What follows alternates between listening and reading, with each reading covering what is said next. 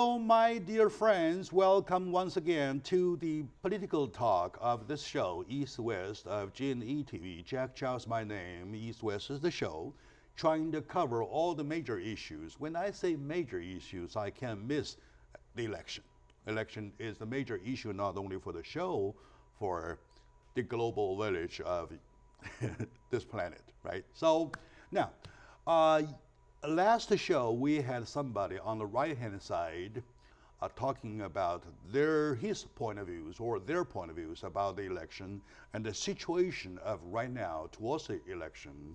And today we're taking somebody from the left-hand side, not necessarily. They might all be in the middle, I don't know yet, to talk about it, to see how we can portray the picture of the whole thing about which you can see on the big screen. Where are we heading? To this country, I mean, right? So joining me today is my big friend, all right, my brother kind of friend that I rely upon all the time, Mr. Peter Choi of Temple City. However, he is my political commentator. Peter, welcome to the show. Thank you very much, Jack. It's a pleasure to be here. And let's jump right in because there's a lot to talk about. And I have little something to finish. That if I go a full length of introduction about Peter, I have to cancel the show because he is wearing too many hats, more than I can name, right? Just to go with the stick to the one, a political commentator. How about that? That's great. Very good. Let's keep everything off. Right. Now, with the Republican debate, with the Democratic debate, and everybody did their first performance already. What's your overall take about each party so far? Well, the contrast couldn't be greater. On the Republican side during the debate, you had some candidates attacking each other. You had a lot of the oxygen in the room taken up by Donald Trump. It was Donald Trump. It was like Snow White and the Seven Dwarfs, but it was Donald Trump and the Seven Dwarfs because they were all trying to figure out how to deal with Donald Trump. And of course, it's looking very likely that Donald Trump, who many people thought would fly high and then fall, that he may have a chance to actually be the Republican candidate for President of the United States. All right. So that in itself is a strange story. Well, let that rest a little bit before we come back and talk about it. And what's the other side? Now on the other side for the Democratic debate, it was clearly dominated by two candidates, Hillary Clinton, former Secretary of State, former New York Senator, and then by Bernie Sanders, longtime Senator from Vermont, who, as he said, is a very proud Democratic socialist. And that debate, the Democratic debate, they did not attack each other. They talked about their plans and ideas and the programs and what they were actually planning to do. And in fact, very famously, as you must know, when the subject of Hillary Clinton's emails came up, maybe the big moment of the campaign, Bernie Sanders did not attack Hillary Clinton for the emails, but he said what many people were thinking, which is the American people are just tired of hearing about your damn emails, and Hillary Clinton thanked him. This is not the usual kind of campaign where candidates go all out. Here they were elevated and talking about their ideas and their plans for the American people, and that was the difference between these two debates. I see.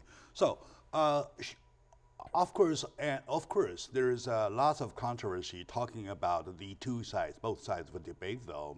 And somebody say the Republicans are doing a better job, and somebody say the other way, right? So now, how about if you and I, we go the items, all right, item by item. Say, item number one, my item number one would be, how much a job did they do or have they done in portraying their own party ideology? So, and one by one, right? Okay, so what's your comment to the first one? How much a job did each of the party do, or has each party do, to portray their own ideology as to lead the country, though? Well, I would have loved to have seen the other show you did the other day with the Republican commentator. I'll send you a copy, though. I would love to, because in fact, next time you have to invite us both together, and then we'll have a really hot show. All right. Because here's the thing, what I don't understand about the Republican Party is you're running to be president of the United States. That's the United States, all the states, all the people. United States, yes, all right. Black, brown, white, purple, whatever color, everyone. Now, when you have the leading Republican candidate, Donald Trump, saying that illegal aliens, as he calls them, from south of the border are killers and rapists, and he denigrates this whole population, how are they going to get the Latino vote when you insult the very people that are so close to these people? When you have Jeb Bush talking about Asian anchor babies, Asians who come to this country and have their baby here, and then he attacks Asian anchor babies. And so who is going to vote for the Republican Party except this base that's causing them trouble? But to get the vote is one issue. What we want to try to focus on, though, how much a job each of the parties have done in portraying their own ideology for the party. So that kind of more philosophical rather than practical. I think that the Republican Party, it's not clear what their ideology is. I'll get back to that. The Democratic candidates did a very good job. They talked about how there is an imbalance, there's a huge economic disparity between the 1% and the rest of the country. How this is a country that sends many, many young people of color to prison, and yet nobody from Wall Street went to prison for the worst economic collapse since the Great Depression. All right. This is a message that they were very clear about. For the Republican Party, the problem is, and you see it right now with the question of who's going to be the next Speaker of the House. John Boehner resigned, and then his replacement, the House Majority Leader, Kevin McCarthy, made a mistake, a gaffe statement about Benghazi. He stepped down. Right now, they have no Speaker. They're not able to elect a Speaker who is going to be the leader of not just the Republican Congress, but the entire Congress. And it goes to the point that the Republican Party is split in two parts. And one is a rural Tea Party Republican Party, and the other is an establishment, East Coast, Rudolph Giuliani type of Republican Party. And they are in battle with each other. So they're not able to give a message about what the Republican Party is, because there's two Republican parties fighting to see who's going to control the party. The Democrats are more united and have an understanding of what they would like to do. Okay, regardless about the comment of the inside, just to say whoever does the job, better job, to portray their own party as an ideology, right? You believe that the Democratic Party on the left-hand side did a better job than the Republican on the right. Yes. Am I right? Absolutely. Okay, now, last time at the show with my Republican friend, we're checking about the difference between two ideologies, and according to him, the only difference, one of the major differences lies in the fact about a smaller government or a bigger government. Do you think that's still an issue at stake right now? Well, it sounds like that's what they think they're about. But the fact is that the Republicans always campaign on less government, on small government. But the fact is that the government grew the most under President Ronald Reagan. And he's a Republican hero. And yet the government grew huge under Ronald Reagan. Matter of fact. And then also under George W. Bush, under the Patriot Act, under the fight against terrorism, the government also grew big. You know, and I think that you also have to count military action into the size of the government. And so when the Republican president, George Bush, sent this country into a misguided war for 10 years into Iraq and Afghanistan, which created a lot of confusion and disarray in the Middle East, and now we have bigger problems than ever, that is part of government as well. The military action, a 10-year war, that's a lot of money and a lot of time.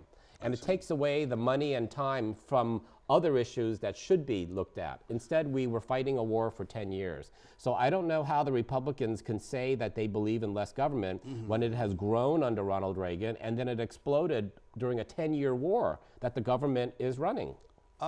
Peter, let me be honest. Just to be honest, I don't have to like your take because you're a friend of mine, right? I really have to say that it is the first time when I hear about this kind of comment to separate the talk about bigger government or smaller government. Just try to see in whose hand the government gets bigger.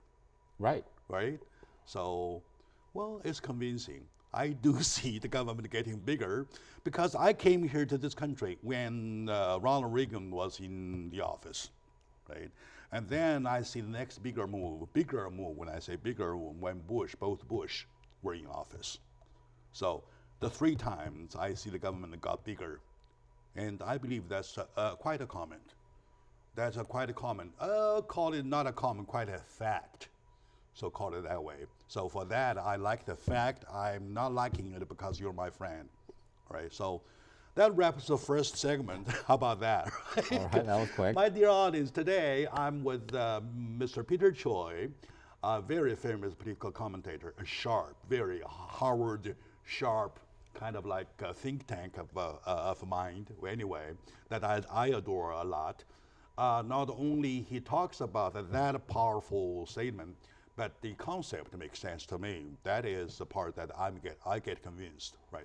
So let's take a short moment out. When we come back, we'll continue by still comparing these 2 parties, whoever has done a better job in debating themselves, right? So stay with us, we'll be right back.